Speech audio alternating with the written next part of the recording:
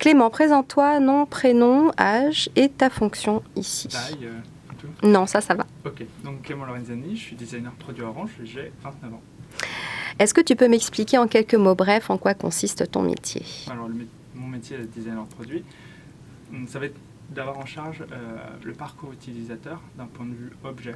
Donc, les designers vont créer un service qui va être conçu pour l'utilisateur. Et moi, je dois m'occuper du produit qui portera ce service et faire en sorte qu'il soit aussi facile à utiliser que le service.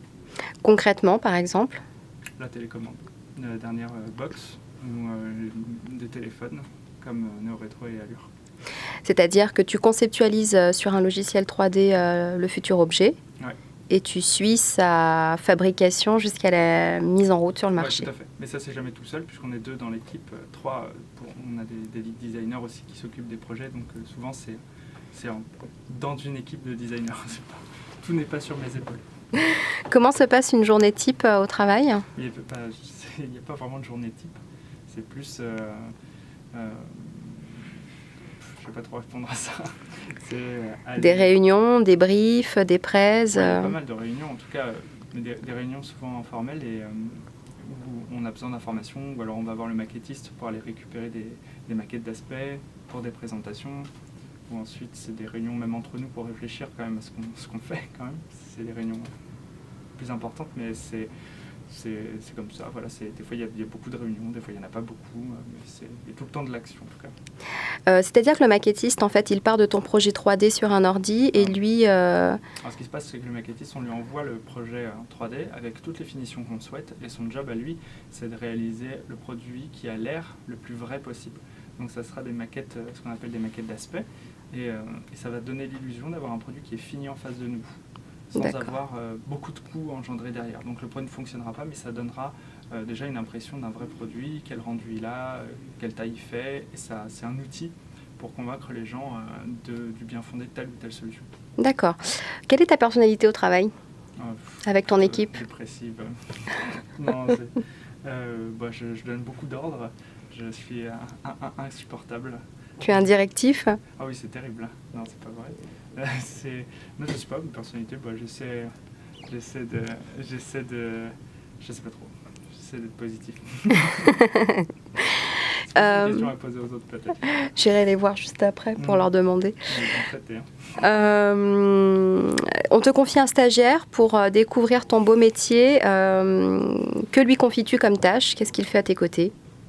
Je pense que ça serait de le mettre sur des tâches de recherche d'idées, on va dire plutôt préliminaires sur un projet, et de se dire cogiter sur l'usage, essayer de faire un benchmark aussi des solutions existantes, en quoi elles sont mieux, en quoi elles sont mauvaises. Benchmark, c'est-à-dire trouver si sur le marché existe des objets qui font déjà ce qu'on propose de faire, comment ils le font, analyser ça et essayer de se demander sinon on peut faire mieux.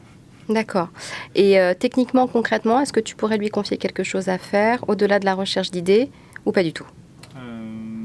Ça dépend du stagiaire. Mais après, dans un premier temps, ce serait surtout de la recherche d'idées principalement, et après on prendrait en charge, il resterait avec nous dans le suivi par exemple des projets, ça n'y a pas de souci, mais pour tout ce qui est vraiment faire l'objet, on rentrerait dans la boucle forcément. D'accord. Quelle est la qualité principale du designer ou les qualités? Je sais pas du tout. Je sais pas.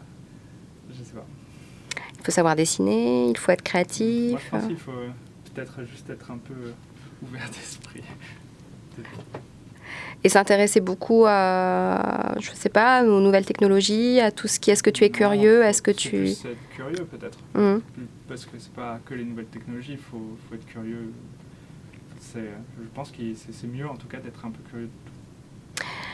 Est-ce que tu peux me montrer rapidement comment tu procèdes sur tes logiciels 3D quand tu travailles, au moins pour qu'on visualise un petit peu comment ça se passe? Premièrement, je bouge ma souris, comme ça, ça c'est très très compliqué. Ah voilà, je l'ai raté. Et ensuite, on a plusieurs étapes différentes. Donc là, par exemple, c'est la box, la dernière box. Sur laquelle tu travailles actuellement. Non, on a arrêté de travailler dessus, elle est sortie, mais C'était l'un des projets. c'était l'un des projets, tout à fait. Et celle-ci, c'est l'une des dernières 3D qui nous a permis déjà de travailler avec le fabricant et aussi le maquettiste. Donc là, on est sur une 3D quasi finale avec toute la tripaille à l'arrière de tous les connecteurs qu'on a mis, comment on les a disposés, pour ensuite passer à des rendus beaucoup plus sur un autre logiciel qui permet de faire des rendus quasi réalistes du dit projet pour des soucis de communication ensuite.